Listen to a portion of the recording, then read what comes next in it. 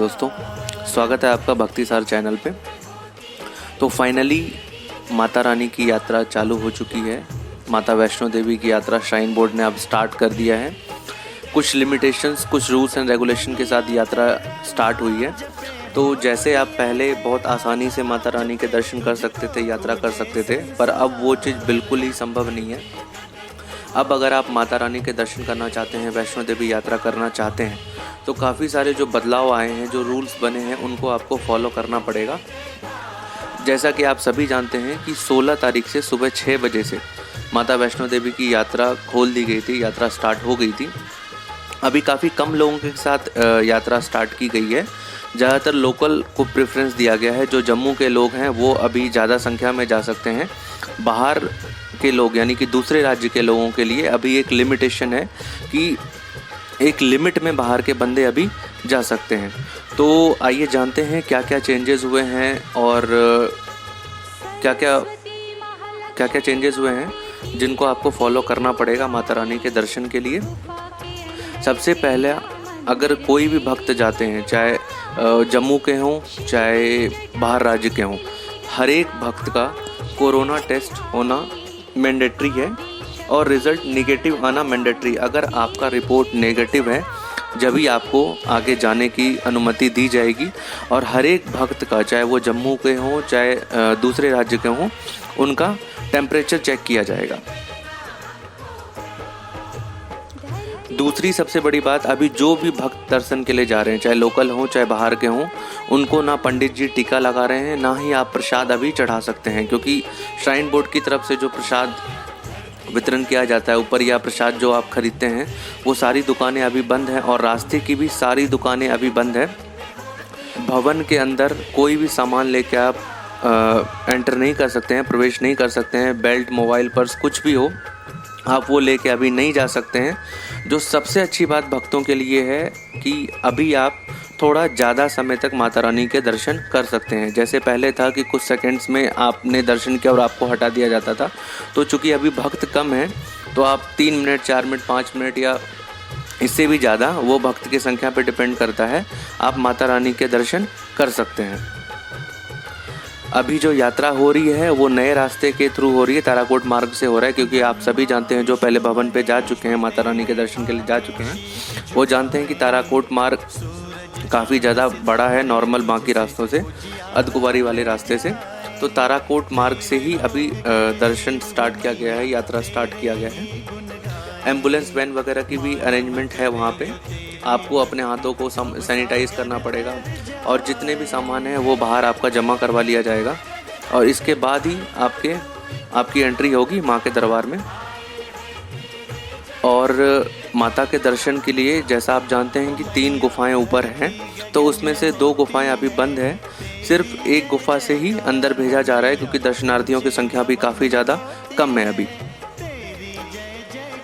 और यात्रा के लिए घोड़े, खच्चर, पिट्ठू, ये सभी सेवाएं अभी बिल्कुल बंद है। सिर्फ पैदल ही यात्रा आप कर सकते हैं। और जो दूसरा विकल्प आपके पास है वो हेलीकॉप्टर सुविधा है। हेलीकॉप्टर का टिकट भी आप ले सकते हैं यात्रा के लिए। करें खाने पीने के लिए, तो कुछ चुनिंदा जगह पे, बहुत कम जगहों पे अभी श्राइन बोर्ड की तरफ से लंगर चालू किया गया है यात्रियों के सुविधा के लिए, कि उनको खाने पीने की कोई दिक्कत ना हो, इसलिए अभी श्राइन बोर्ड की तरफ से लंगर चालू किया गया है। अब बात करते हैं कि जो लोग जम्मू के बाहर के हैं वो अगर आना चाहते हैं तो उनके लिए क्या क्या रूल्स एंड रेगुलेशन है और क्या क्या चीज़ें होगी। जैसा कि अभी जो करंट में सिचुएशन है उसमें 1900 यानी 1900 पीपल जो हैं वो जम्मू के लोगों को परमिशन है एक दिन में, और 100 बाहर के लोगों को परमिशन है कि बाहर से 100 लोग, अन्य राज्य से 100 लोग आ सकते हैं। यानी सारे राज्य मिला के टोटल 100 लोगों को परमिशन है आउट ऑफ जम्मू। और उनका कोविड टेस्ट कराया जाएगा। रिपोर्ट नेगेटिव आने के बाद आपको आगे जाने की परमिशन मिलेगी। और हर एक को फेस मास्क पहनना अनिवार्य है, कंपलसरी आपको पहनना ही पड़ेगा। थर्मल स्कैनर लगाए गए हैं, उनसे आपको गुजरना पड़ेगा। और 60 साल की उम्र से ज़्यादा के लोग और प्रेग्नेंट वुमेन या बच्चों, इनको अभी परमिशन नहीं है यात्रा करने की। अगर कोई कहता है कि उन्होंने लेटेस्ट ही अपना कोविड रिपोर्ट टेस्ट करवाया है तो उनको भी करवाना पड़ेगा, जी हाँ बिल्कुल, आपने बिल्कुल लेटेस्ट भी कोविड टेस्ट अपना कराया हो, बट आपको वहाँ पे कोविड टेस्ट आपका कराना ही पड़ेगा, तभी आपको परमिशन मिलेगा आगे जाने का। तीसरी सबसे बड़ी बात है कि कोई भी अगर बाहर से आता है, तो जैसे अभी सारे रेस्टोरेंट, होटल, सारी चीज़ें बंद है अभी कटरा में, तो उनके लिए क्या इंतजाम है, तो कटरा में निहारिका भोजनालय, अधकुवारी में भोजनालय, ताराकोट के लंगर, ये सारी चीज़ें अभी यात्रियों के लिए खोला गया है। तो रहने और खाने की व्यवस्था श्राइन बोर्ड ने कर दी है। जो लोग बाहर से आते हैं उनके लिए इंतजाम किया गया है, तो उनको ना खाने की दिक्कत होगी ना रहने की दिक्कत होगी।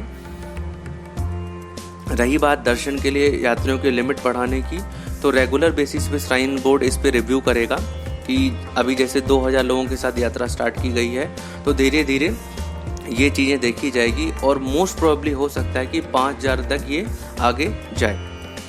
और जो रास्ते में दुकान वगैरह हैं वो अभी फ़िलहाल खोलने का कोई प्लान है नहीं, क्योंकि जो चीज़ चाहिए यात्रियों के लिए मैंडेटरी चीज़ें हैं वो श्राइन बोर्ड ऑलरेडी अरेंज करके दे रहा है। तो अभी जैसे कोरोना का टाइम चल रहा है, तो अभी फ़िलहाल कोई प्लान नहीं है श्राइन बोर्ड का रास्ते के दुकानों के खोलने के लिए। चलिए अब एक बार शॉर्ट में बात कर लेते हैं कि क्या क्या चीज़ें हैं। जो भी लोग बाहर से आते हैं वो अपना रिपोर्ट साथ में लेके आएँ। एक रैपिड टेस्ट भी यहाँ पे आपका होगा। हर एक यात्री के मोबाइल में आरोग्य सेतु ऐप डाउनलोड होना मैंडेटरी है। आपको फेस मास्क या कवर लेके यात्रा करना पड़ेगा। जितनी भी रजिस्ट्रेशन है, यात्रा पर्ची आपको ऑनलाइन ही मिलेगी, ऑफलाइन अभी कोई सर्विस अवेलेबल नहीं है। होटल की ऑनलाइन बुकिंग वगैरह भी सारी चीज़ें शुरू हो चुकी है। कटरा तक अभी ट्रेन नहीं चल रही है, तो आपको जम्मू आना पड़ेगा। जम्मू से आपको या तो आप टैक्सी ले सकते हैं या आपका खुद का कन्वेंस है तो जा सकते हैं, या बस से भी आप जा सकते हैं। और चूँकि छोटी सी बात है और बारिश का माहौल है, तो आप बारिश की चीज़ें अरेंजमेंट करके भी लेके आएँ, छाता वगैरह भी लेके आप आएँ ताकि आपको दिक्कत ना हो।